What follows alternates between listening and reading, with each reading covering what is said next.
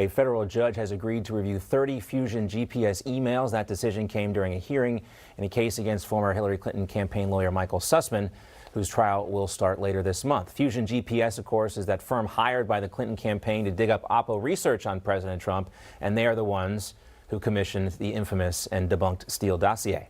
Joining us now to talk more about this is former Trump 2016 foreign policy advisor and Newsmax contributor George Papadopoulos. And George, I keep telling people we need more B-roll of John Durham if we're going to keep doing these stories. We only have 2 pictures, but we are getting more information now, drip by drip. What do you think we're going to learn from these emails, or what will the court learn from these emails once the judge does review them?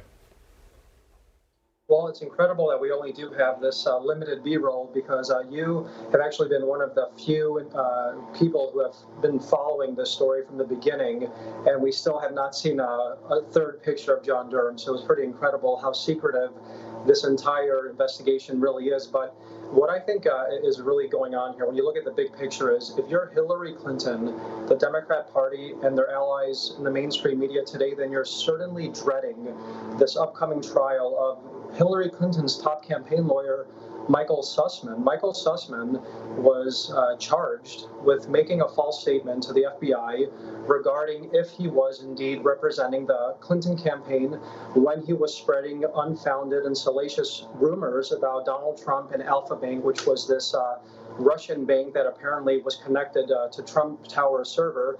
We now know, of course, that he was not going there as a citizen who was trying to pass along a tip, but he was there as a political operative of the Hillary Clinton campaign. So what I think John Durham is going to present to the American public and the world during his upcoming trial of Sussman, the American public is ready for accountability.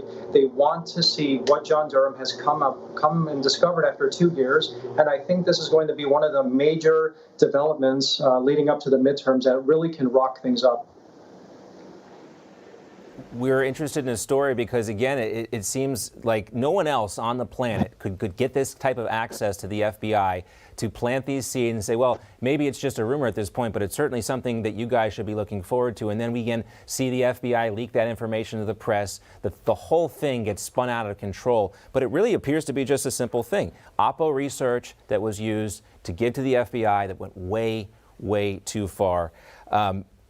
George, and again, I joke about the B-roll here, but you do got to kind of commend John Durham for keeping such a low profile on this stuff, because I think it enhances the integrity of the investigation. Somebody who unfortunately was one of the people that lived one of the most corrupt investigations in modern American history, meaning Bob Mueller and Jim Comey's.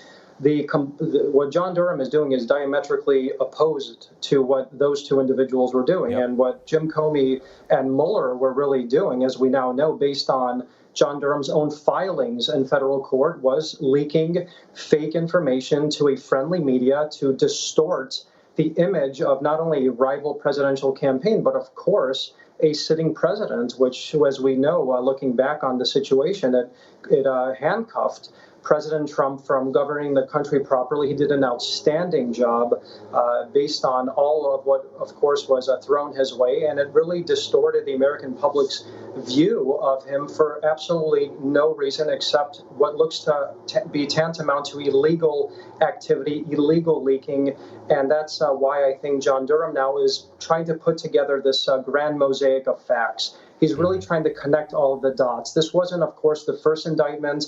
This is the first trial. This is his 3rd indictment, and all 3 of these indictments, including people directly linked to Christopher Steele, the FBI, and now the Hillary Clinton campaign, are all in trouble and are in the crosshairs of John Durham. And I think this is exactly why we're going to learn a lot more of this during trial time.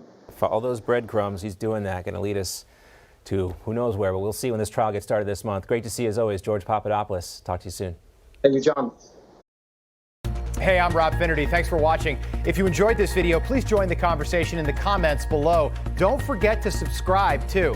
Hit the bell icon to be alerted to breaking news. And remember, there's a whole lot more on Newsmax TV, America's fastest growing cable news network.